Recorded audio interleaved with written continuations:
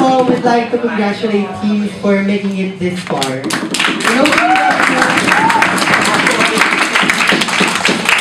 In OG, we have ASHSC. In opening opposition, we have XSB. Closing government, ASHSB. And closing opposition, AJHSA. I am Gino, I'll be the chair for this round. Judging with me are Migs from UPD, Romeo from PUP, Jose from UPLB, and Giuseppe from UPLB. So without further ado, let's start the debate by calling in the Prime Minister. Let's go!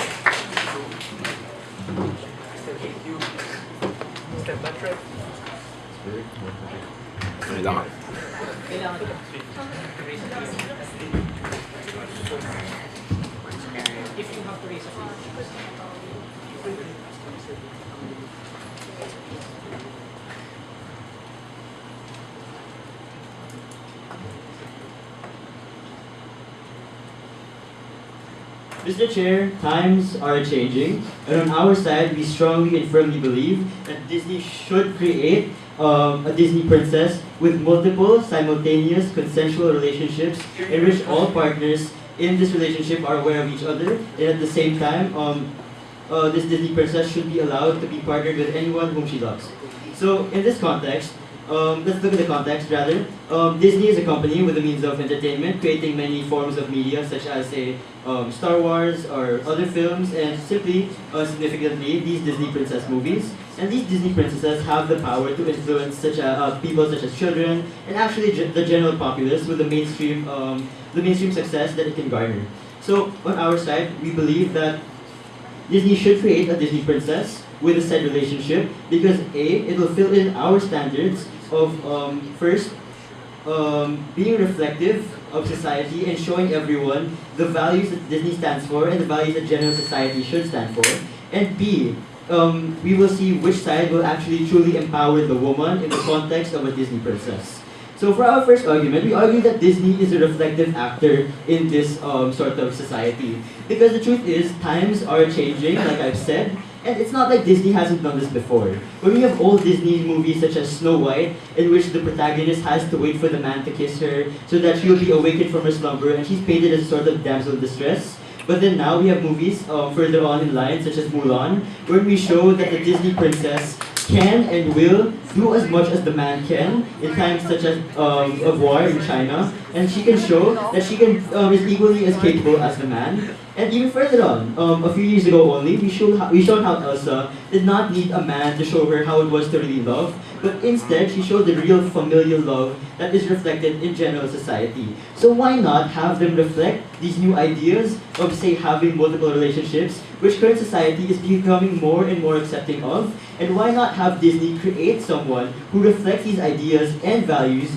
and show and influence these children, these sort of general populace, which ideas and values it can stand for, and which ideas and values that society is becoming more and more accepting of. Because the truth is, because of the wide reach and the wide range of audience that Disney can reach, we simply have a greater means of reflecting society, especially through these Disney princess movies, because they're so popular, because they have such a big audience, then in the end, we can truly show everyone what society is capable of, what society is now valuing more and more, and how society can treat people with multiple relationships, as I've said, with this Disney princess. So second, we want to strongly and firmly show how these kinds of movies can actually empower the woman. If we show the different waves of feminism and analogize how this is shown in many different Disney princess movies, we can equate sort of suffrage to the very fact that Disney showed everyone that women can be the main protagonist in such popular movies, that they can be well represented in mainstream media, and that women deserve this sort of right, and show everyone that they can be just as the man can. So, second, we bring up the example again of Mulan and how she can be sort of Disney's sexual revolution. How they can show everyone that men and women, despite gender, despite oppression, can do the same things, have the same capabilities, and the only barriers they have to break are the sort of structural barriers of oppression, like very much Mulan did in the movie, and like Mulan did by showing everyone that she had to kind of pretend to be a man, to be treated like one, but to show everyone her own capabilities as a woman in in current society, and to show everyone that she can fight just as well as any man in ancient China could. Then and only then did we show that it is indeed equitable. So this new princess that we are urging Disney to create is our own example of postmodern feminism. That women can find their own empowerment through any other means, and that women can empower themselves, whether it's through this idea of true love, of one true love, that women can empower themselves through many relationships, that women can empower themselves through fighting people in ancient China. The truth is, women have this very right to show everyone how well capable they are and how well they can represent themselves in current society. Because like I've said, Disney has such a wide reach, and this sort of movie that Disney will create will show everyone that a woman can and a woman will show how she can herself be empowered. And in the end, we sort of spread this message throughout general society, because like I've said time and time again, these movies have such a wide reach and such a wide range of audiences that we can show everyone that the woman can empower themselves through the means which she may choose. And we feel that this is an important idea to impose onto people and to show to people, because right now in current society, yes, we're becoming more and more accepting of it. However, we still feel like there's a certain lack of this sort of acceptance, because while it is growing, it is still not enough.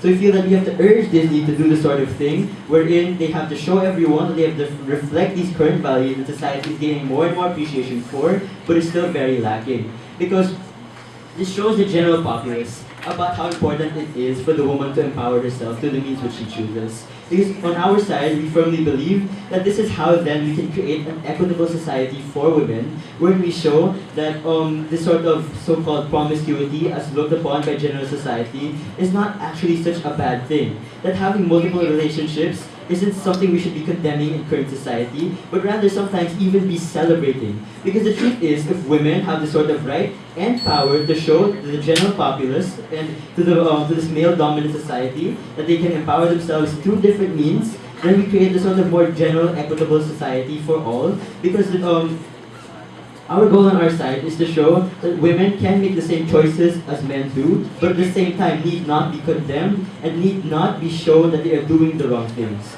So, in conclusion, on our side, we believe that A, Disney should be a reflective actor which should show the values of current society and show the values which society should be encouraging and embracing more and more, especially since times change and ideologies change. And we can see the very growth of Disney from the very first Disney Princess movie to this very new Disney Princess movie which are pushing for. And second, that this kind of Disney Princess movie will actually show everyone the kind of empowerment that women need right now and how important this is in sort of support of the feminist movement, and show everyone how in society we should be more accepting of these women and the many means in which they empower themselves. So for all these and more, we proudly like to propose. Thank you.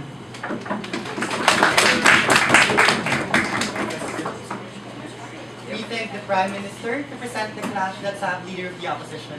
Here, here, here.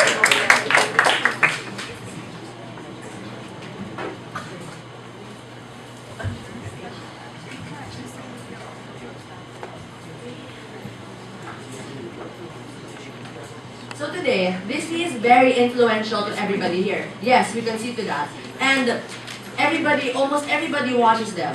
Disney Princess influenced a lot of people, and by portraying them with many lovers, we are portraying women in a way with as polyamorous, and this is actually detrimental to their view. Because these are very sexist. Now, first, we'd like to say we're absolutely okay with them having many male or female friends as long as it's and having familial ties with them, as long as they are not introduced in having any love interests at all. Because having many love interests would technically be adultery in our case, and that is frowned upon. But before I move to my arguments, I like to move to my rebuttals first. So they kept saying how change is coming and that it should be reflected, and this should be reflected for the women out there. But there's no change exactly here when it comes to lovers, because adultery is still frowned upon, that hasn't changed, and having a lot of partners is still not seen as good. Please sit down. Next, they kept saying as how having many lovers would lead to showing more capable women. But this does not exactly show anything, because lovers having many lovers does not lead to being capable of everything. Because again, we're talking about lovers here and polyamory in a way, and not it showing capability, because how does it do that? Now, to move on to my arguments. The first is, women would be depicted as polyamorous and unloyal, because this is promoting sexism, and because polygamy is frowned upon, yes? If I, as a woman, find myself empowered by the sort of multiple lover relationship, then are you denying me my right to be empowered? Okay. Maybe the woman itself will be empowered, but everybody else would not see it as that way. They frown upon this woman, punish her, and say, "Oh, you have so many lovers. You're not loyal. You're committing adultery. What's wrong with you?" And it's gonna end up hurting their ego a bit more and end up becoming detrimental to their situation now. And going back to my argument, it's going to be very sexist to these women to be shown as polyamorous, and it's frowned down. Even though a lot of women right now are not. They take part in monogamy, have one partner, and stay with this one partner. But if Disney says otherwise, people will believe this and they'd be discriminated upon. Like, if you found out your mom had sex with another dad, would you still think that mom is cool? Would you still like love her as much? But no, you would frown down upon her because she's not loyal to your dad. It would kind of break apart your ideal of perfect family. Please sit down. Okay, because Disney is very influential, and they convince a rather large population of people which will believe in it, or at least for a while. And all of this is enough to have a very large impact and harm on the view of these women. Next, it establishes stereotyping and brainstorming. They would be seen as unloyal, full of infidelity, and they wouldn't care about their partners. So they'd be looked down upon, discriminated upon. And we'll look back at the past times where everybody would see women as second grade, that they don't matter, because of this wrong view that everybody is all women are polyamorous because of this depiction of Disney princesses. As such, this would lead to less chances with men for the women, because all men would see them as, oh, she must have 2 lovers, she must have more, she must have 5, 7. Why should I be loyal to her if she won't be loyal to me? Because even though this may not be the truth, Disney makes it to look like it because of how influential Disney is. That's what they said, okay, and we agree with it. Disney is very influential, and they will influence the people in a bad way to see them as unloyal. Because I ask you, would you date a woman that you know has many other lovers that she wouldn't exactly care about you because you're in a way disposable? If she has 7 lovers, you're just 1 out of the 7, she has 6 others. So a lot of men would think this way and not care about the woman. On to my next argument. It affects the children in a harmful way. Because we said Disney is very influential, but the target audience are these children. These children will watch the movies, see them, and be like, oh, this is right. Oh, polyamory is cool, I should do this. So they will emulate the values and think polyamory is good. They're going to engage in a lot of husbands, in a lot of lovers. And this is bad, because it will emulate the stereotypes even more, which I said a while ago, which would lead to even more discrimination, sexism, and overall negative outcomes for these lovers. Please sit down. So, they will easily believe. Why do you think as children, we believe so heavily on the concept of a happily ever after, that everything will turn out good? And why do you think a lot of women thought, oh, there's going to be a prince in shining armor? Why do you think a lot of children believe in this hope, even though they are not true? Because of the portrayal of Disney and that they believed in this. As such, if they continue with this, the values will be ingrained in them, and they will think it's very, very good and ideal, because young children, this is the time of development, and whatever you give them, they will take it, think it's right, because they're very gullible. And once it's ingrained into the child's memory and ideals, it's going to be very hard to do this, which will lead them to emulate the stereotypes even more, which will lead even more sexism. It's a very violent cycle of wrong portrayal, which would lead to sexism, which will lead to the children thinking it's correct, which will lead to even more sexism. So, what have we said today? That Disney princesses with multiple lovers is detrimental to society because this portrayal would lead to a wrong view of women. they will be seen as polyamorous, unloyal, which will lead to a lot of discrimination against them. Men would look down on them, wouldn't care about them, and push them off. And aside from this, it's also going to influence the children, the next generation, which will continue this trend until it's something a very vicious cycle that women are discriminated upon. They don't know why, and a lot of harm is dealt to society. And it's because of these reasons that we are proud to oppose. Thank you. We thank the leader of the opposition to forward OG's case and to have Deputy Prime Minister.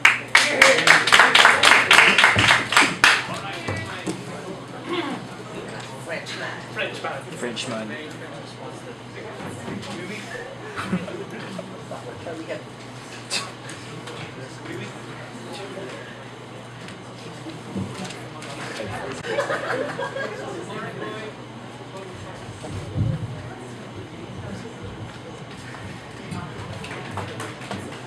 This work? Okay.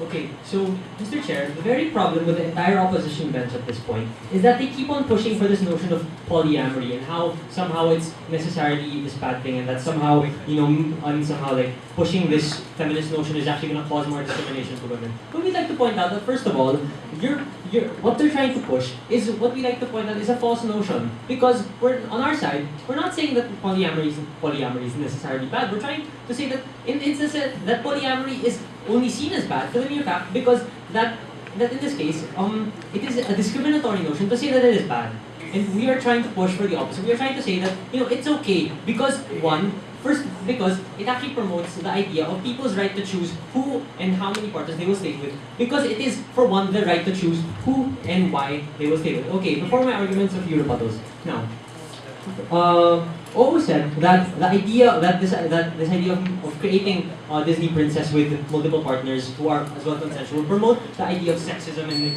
portray women as unloyal and as and as this object that they can just play with. What we're trying to say is that on our side, that's what we're actually gonna solve. We're gonna solve this idea of sexism. We're gonna solve this idea of showing women as, like, say, unloyal. And another thing is that we should know that in today's society, we are a very liberal society. Notions of postmodern feminism, notions of like say polyamory are more accepted nowadays. And this is why it is not going to actually cause like a restatement of a sexist movement against women. It will actually then empower the women more. It will actually create, like, say, future generations who will not want to discriminate against women more for this simple reason that we would like to propose. Okay, they also pointed out this weird and somehow illogical notion that they said monogamy is going to be discriminated against. No, that's not going to happen, because like they said, there will still be people who will engage in monogamy in the first place. We're not trying to necessarily promote like polyamory in its entirety. We're just trying to say that it's not bad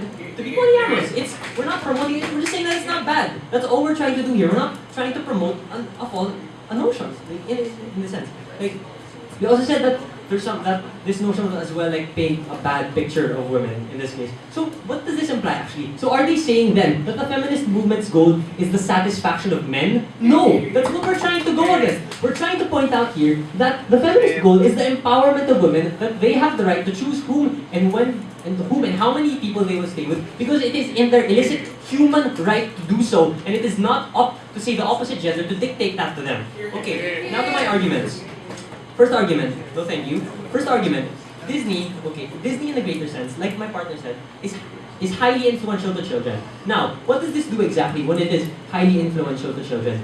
Because if we have this notion of, like, say, having a Disney princess who would have multiple partners who are as well consenting and knowledgeable of the other partners, it would then not close the child's mind and have the child see the woman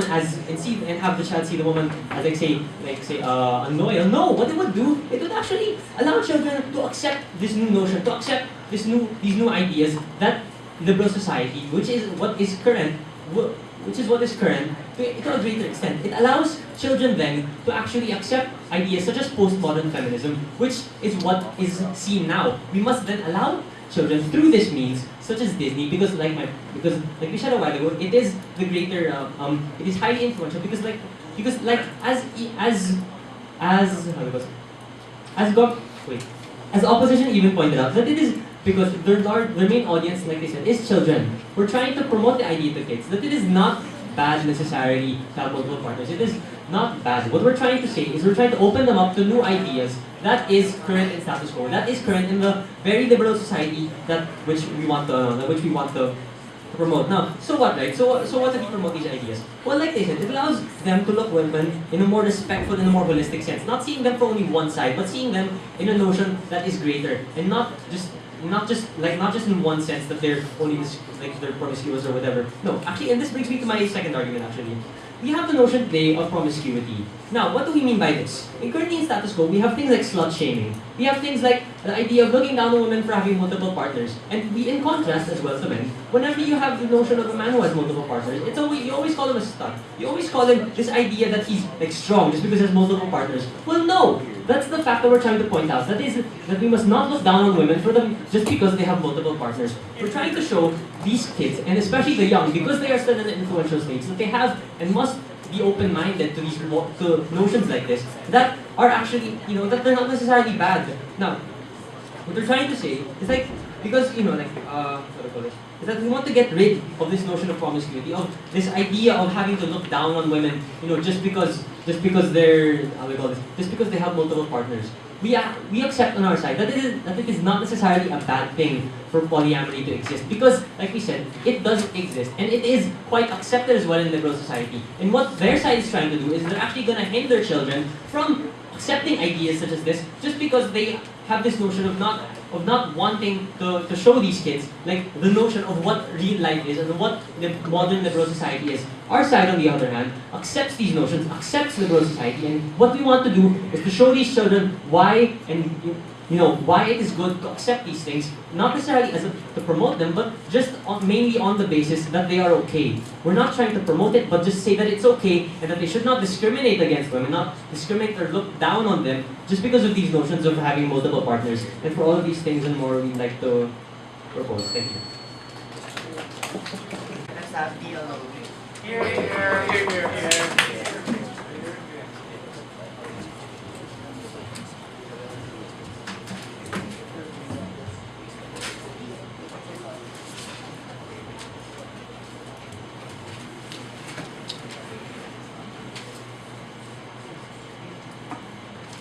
So the thing about Disney is that Disney has shown us time and time again that they portray women they portray women wrongly.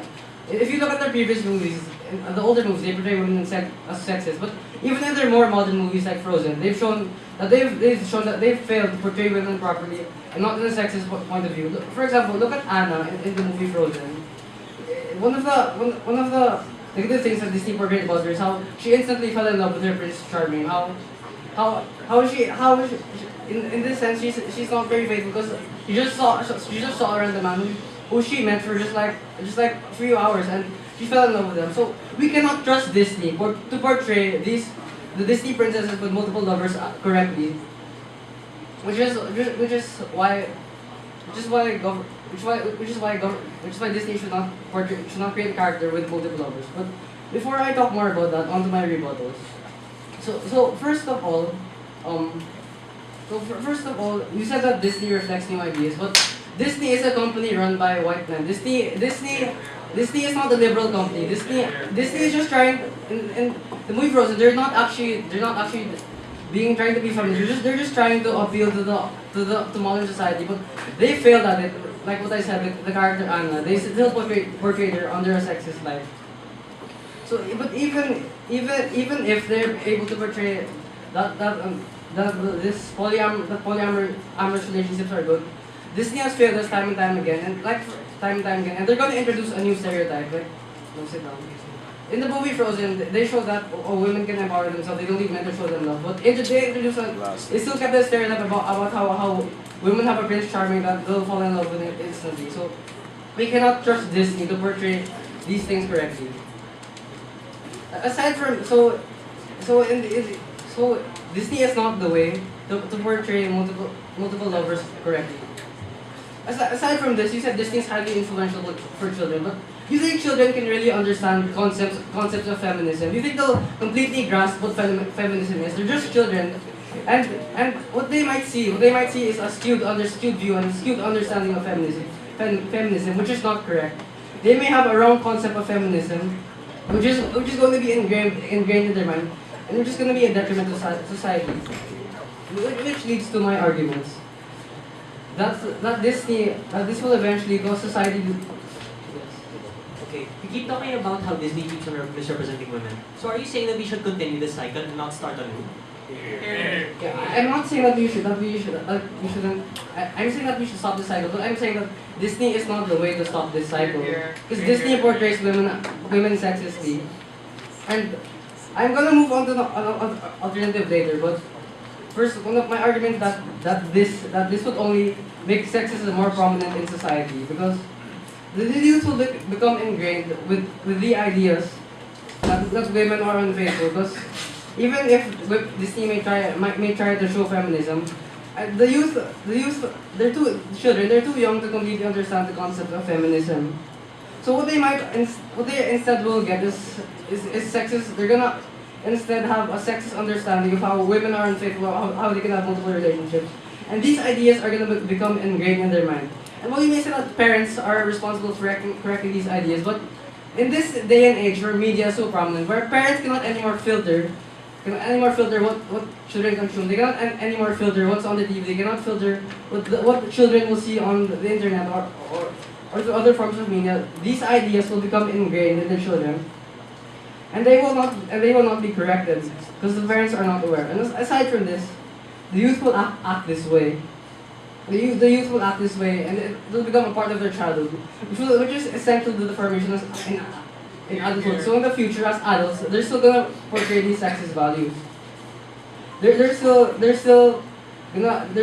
gonna keep these sexist values until they grow up in the future. But what's an alternative to this? Perhaps an alternative could be the movie studio Pixar, because they've shown us time and time again that they've been able to correctly portray values. Like in their movie Inside Out, they were able to correctly portray the concept of how the human mind works. So they're really good at understanding the psychology and values and teaching it to children. So a movie studio like Pixar would be way better than Disney in portraying women. So, but if Disney were to yes. Are you aware that Disney owns Pixar? Yeah, but Disney makes their movies separately from Pixar. They have creative independence from Disney movies. So the ideas that they're gonna portray are gonna be different from Disney. And why is Disney so bad? So when they consume these media, they're gonna have the wrong values ingrained in these minds, which is why Disney portraying having a princess with multiple lovers will be so detrimental to society, which is why we're proud to oppose.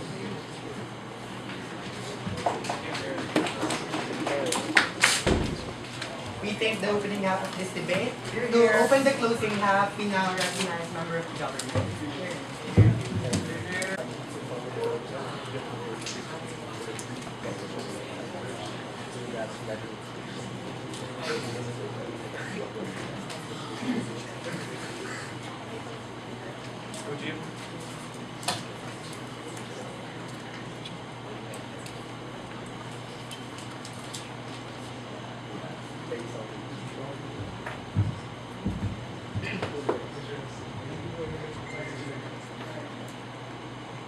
Mr. Speaker, this is what opening houses talk about. Coming from opening government, you're telling us, for example, that Disney is kind of an executive actor, but we think they're jumping to conclusions and we're going to fill in the gaps. Coming from closing government.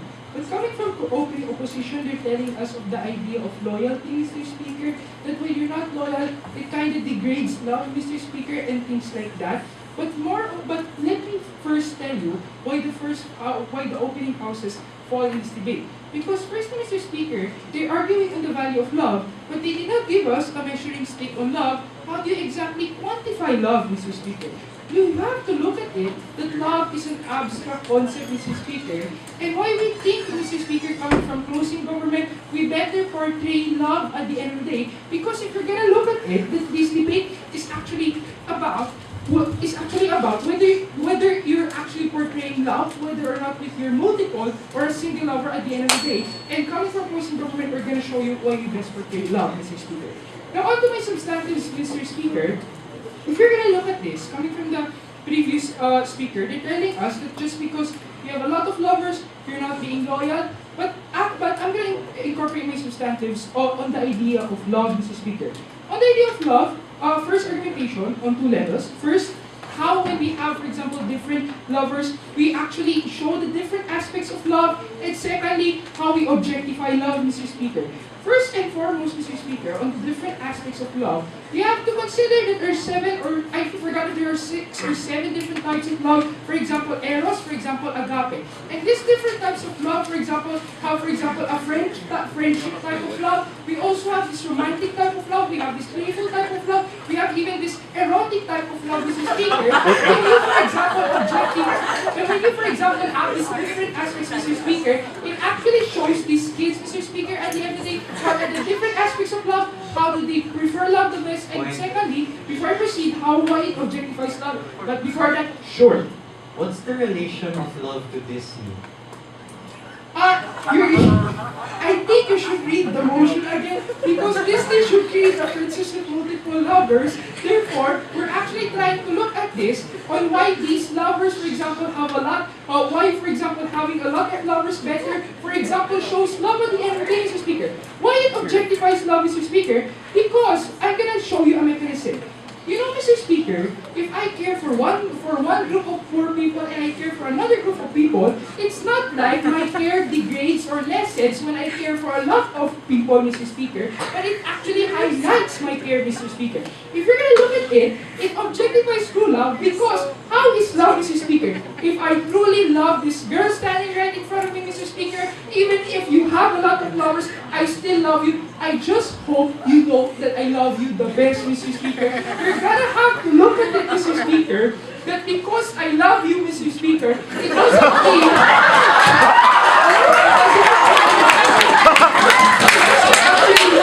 Speaker, that just because there are a lot of people, that just because there are a lot of guys, for example, loving you, I'm gonna love you less. Because if you're gonna look at it, if you're gonna personalize, okay, I'm not gonna love you because I think you're not loyal to me, then that actually shows I don't really love you, I'm just selfish, I just want to keep you to myself, Mr. Speaker. But what the idea, Mr. Speaker, how it objectifies love, because if you have a lot of lovers, Mr. Speaker, you're gonna actually later transcend to the idea that these are their different aspects of love. And for example, this is how I prefer my lover the most, and this is, for example, how I want to be loved the most. Therefore, that actually results to the end of the day a single lover where you can pick one, Mr. Speaker, where it actually solves both problems coming from opening houses, Mr. Speaker. But on to my second substantive, Mr. Speaker, let's analyze society today. Let's analyze Disney. Let's analyze the human calculus of the people watching, for example, these fantasies. First thing, Mr. Speaker, what is Disney? Disney does not exist actually to portray this promiscuity coming from open opposition. But you know, it's actually, for example, intended for these kids. And it actually, for example, when kids watch this, it actually does not translate immediately to promiscuity, but actually consists to a more gentle type of relationship we can see in small friendships, Mr. Speaker. You have to portray this. Disney actually portrays these ideals as happiness and not in the intent of a harmful, intention at the end of the day. So we think that at least when we analyze the cause of Disney, the intent of Disney, when we're gonna put it in the line of debate, we actually gain more benefit at that because, you know, they're not like having this Disney princess with a lot of lovers to tell kids, hey, you should go and have sex with a lot of people. That's not the case of this debate, Mr. Speaker. But second level of argumentation, Mr. Speaker, let's analyze the human calculus of children, Mr. Speaker. Coming from opening opposition, they're telling us, for example, that there's feminism, that kids, for example, are not, that does not really understand feminism, then that, therefore, they concede, for example, to innocence, Mr. Speaker. You know, Mr. Speaker, it's kind of, if you're gonna look at the context, if you're gonna put the shoes in the place of these Disney loved by a lot of people. But that doesn't necessarily mean these kids watching this, because of their innocence, will actually have are actually gonna love a lot of good people at the end of the day, which is our best case scenario. But on the worst case scenario, even if they love a lot of people, at the end of the day, Mr. Speaker, it shows the different aspects of love. But more than that, Mr. Speaker, it shows who guys, for example, really love you the most and are not selfish people at the end of the day. So let's actually, Mr. Speaker, to be able to get the whole context of this, remove yourself, wipe yourself off from the bias that actually comes from adults. When you look at, just because you have a lot of lovers, it actually translates to harms and whatsoever, because that is not objective enough to determine what, or for example, the true type of love is. But why do we think we're better than open government? Or my last extension is, for example, we have autonomy better and we empower women. And why do we think we have autonomy better? Because if women, for example, want to have a love of lovers, they can do it because, coming from this debate of 8 guys and also 5 judges, we cannot assume exactly what women think, Mr. Speaker. We have to consider how they are the different aspects of their thinking. Because, Mr. Speaker, we have to get to know them, or we have to get to know their thinking. And why we think when, for example, women become protagonists, they are best off at the end of the day, why we think we eradicate gender roles, why we think we remove all forms of discrimination. With this, Mr. Speaker, we think coming from closing government, we best objectify these girls, promote them to a greater level in society, why we think we show love most. Thanks.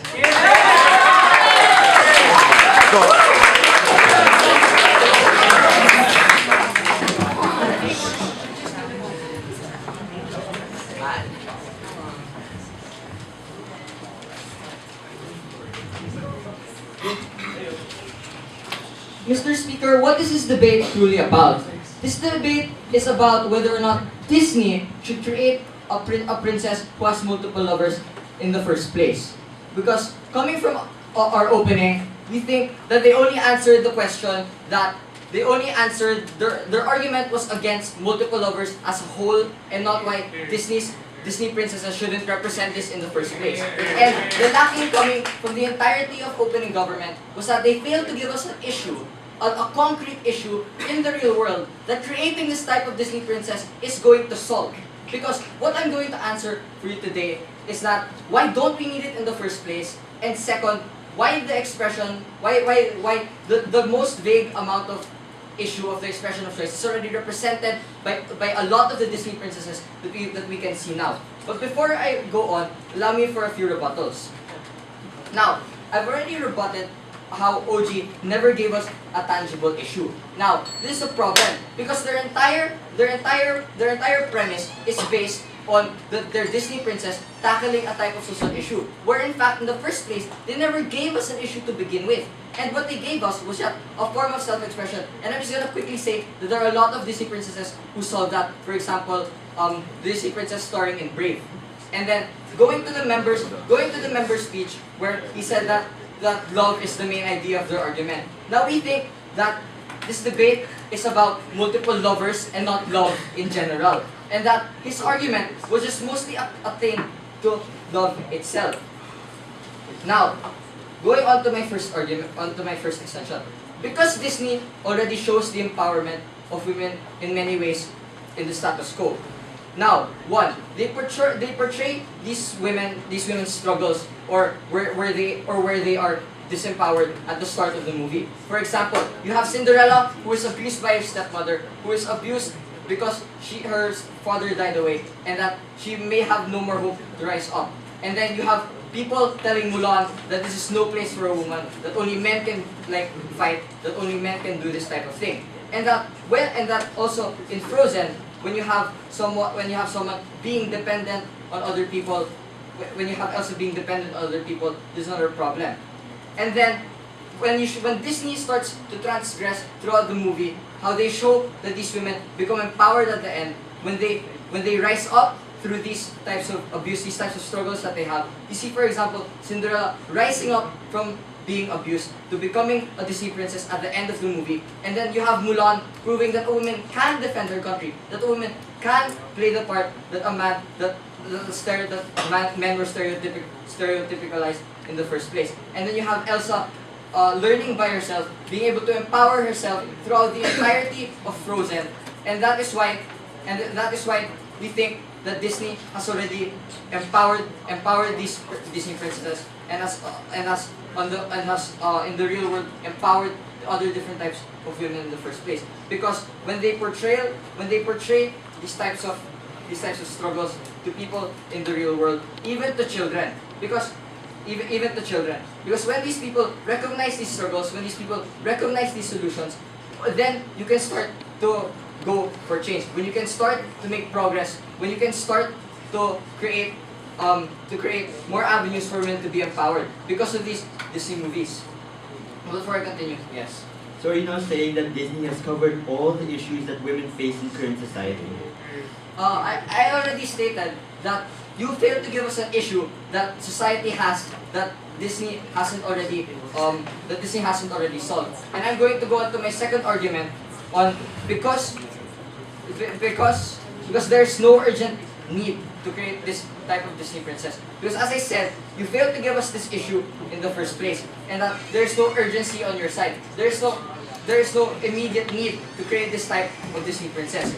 Okay, because when we go to your vague sense of an issue about choice and expression, this is already solved. Because when we see that the main character of Brave is forced to marry a prince of a different tribe, she empowers herself by saying, "No, I don't have to be forced in this type of way. I can freely express my choice. I don't have to follow what other people tell me. I can choose for myself who I want to be married to. I can choose for myself who I want to live with the rest of my life." And we think that because this type of choice and expression is already tackled by this type of Disney princess, we don't see the urgency anymore on your side. So before I continue, yes. Debating a fantasy context where most, if not all, princes are trying to save our protagonists, how does that show empowerment compared to our model where the princess is a protagonist? But secondly, your idea of Snow White becoming a princess is rather an isolated outlier in this debate, while our paradigm works every day. So how do you respond to that? We say that there are plenty of movies where the female is the protagonist already. Because I already gave you Brave, for example, just a few seconds ago. I already gave you Brave, for example, just a few seconds ago, where the woman is the main protagonist, is expressing her empowerment to choice. And what are other examples? For example, you have Beauty and the Beast, where Belle is the one who's actually helping the man, where Belle is actually the one like saying that we can also help, and other things like that. Now, in conclusion, because we want Disney to continue to address these relevant issues, to continue to address issues that rise up to society through their movies, and that since they never really gave us an issue in the first place, we strongly oppose a creation of this type of Disney princess, since we have proven that why the creation of this is unnecessary in the first place. Thank you. Thanks, member of the opposition. It was the case for closing government.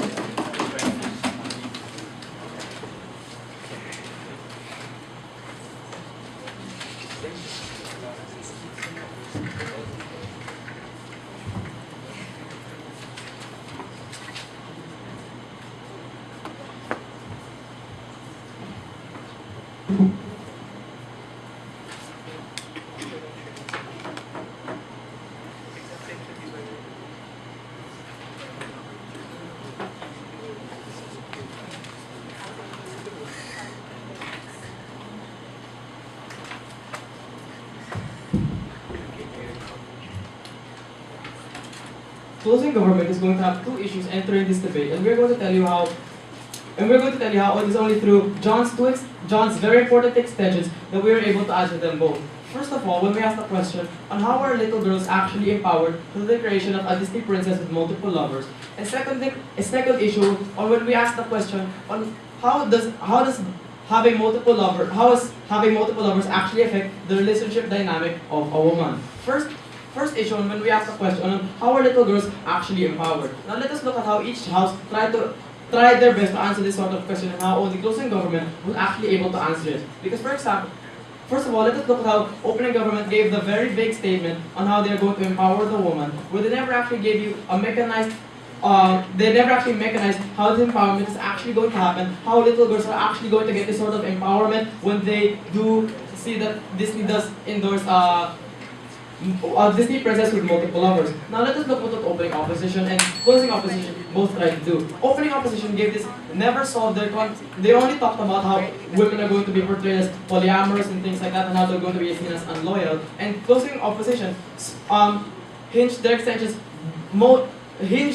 extensions only on the sole fact that they gave that opening government gave no urgency. However, they failed to solve the converse burden, along with opening opposition, on how exactly are these women going to be empowered at the end of the day. Opening government failed to answer this question because they never gave a mechanization, and both opposition, the entire opposition base, failed to even answer or even address this converse burden on how these women will actually be empowered. Now, how does closing government enter this debate? We tell you that coming from John's extension, he talked about the actual source of where this pressure comes from. Why? He talked to you about how the parents are pressuring how parents pressure these little girls that, oh, when you grow up, you should find a man that you should find a man who you're going to marry so that you're going to have a stable life. And this sort of ideology is going to be something that's supported by Disney, because every single Disney movie is only a woman finding a one true love. And so these little girls are pressured by the society around them and by the Disney movies that they watch, that for you to be happy in your life, you're supposed to have a one true love. Now, when John told you that this sort of pressure actually comes from people like the parents who expect their daughters to have to find a one true love, we tell you that the parents expect their daughters to find this one true love, and this ideology is reinforced by the popular culture. First of all, we answer part of this issue because we tell you where exactly does this pressure to find this one true love actually come from. It comes from the parents, and it's reinforced by great things like the Disney movies, which we all know that little girls love. Now we tell you that when you have things like simultaneous lovers, it lets girls challenge this ideology, because when the entire culture that a little girl lives in tells them that for you to be able to be stable when you grow up, you should have this one true love, and then all the movies you watch and all the Disney movies you watch tell you that these women finally find their one true happiness when they find this man, and they see that the movies that they love and the society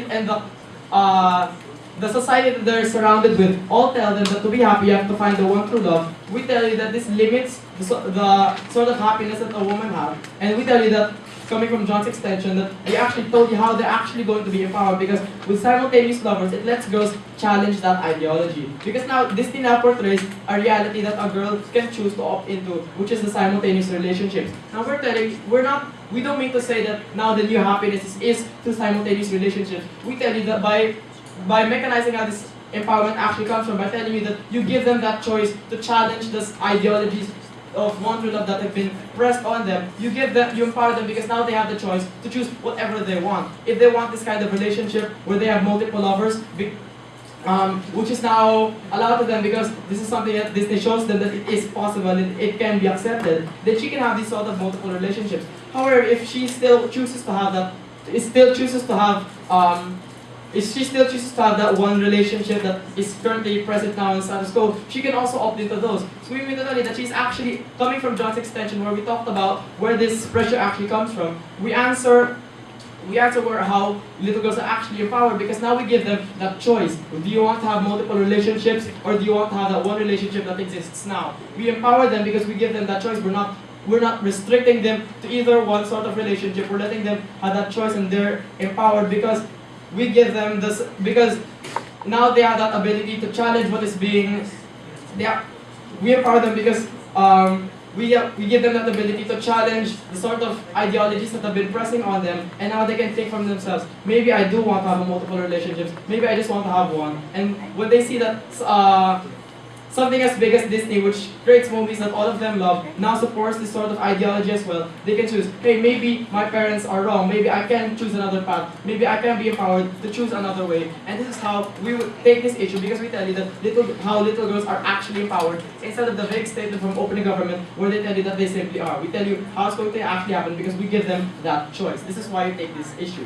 Second issue, on where we ask the question, on how does it actually affect the relationship dynamic of a woman? Because opening opposition posed very hard on the idea that they will become polyamorous. However, we want to tell you, we believe that opening government had a point in telling you that times are changing, that polyamorous relationships amongst men are seen as something as legendary or cool, or they're seen as studs, and they did have a point when they tell you that, when they did have a point in telling you that this should also be a context that should be open for women, because if it's open for men, it should be something that we should also allow for women. However, they really failed to answer the question on how is it actually going to affect the relationship dynamics of a woman. Now, how do we actually answer this question on how the relationship dynamic of a woman with multiple partners is actually going to work? John's extension actually explains the dynamics of simultaneous relationships when he tells you that love does not diminish with multiplicity. A woman can still equally love 7 lovers, and we want to tell you that just because she has multiple lovers does not mean she's going to be disloyal to either one of them. She can love all of them equally. And love can be shared, and it is not for them to think that the only way to love is to have a monopoly of love, because that's not what love is. Love can be shared to multiple lovers, and this is the ideology that Disney should forward, because we believe, coming from closing government, that love doesn't have to be a monopoly of love. And John tells you that we actually explain how the dynamics of a simultaneous relationship are actually going to work, because we mean to tell you that just because this woman has multiple lovers doesn't mean she's going to love either of them less. We want to tell you that Disney should forward this idea that love does not have to be a monopoly, that you can romantically love multiple people. And we tell you that we answer this issue on how the dynamics actually work, because this is something that Disney should forward, where you can have multiple lovers and love them equally. And this only came from John's analysis on love, and explains the relationship dynamic that a woman should be allowed to opt into without having to have that stigma of being disloyal. For all these reasons and more, we're very proud to propose. We